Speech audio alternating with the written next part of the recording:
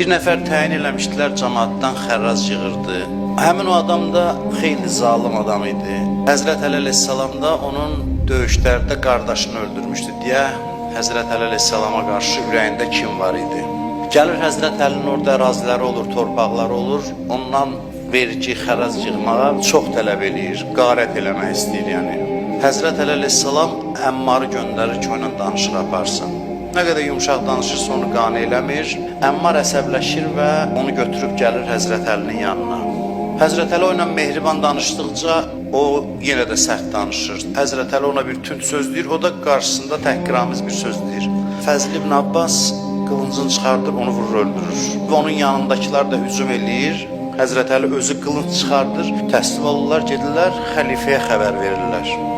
Deyir, Əli intizamı pozur, ona qarşı gedib döyüşməlisiniz. Onlar belə cavab verir ki, əgər özün getsən, gedərik.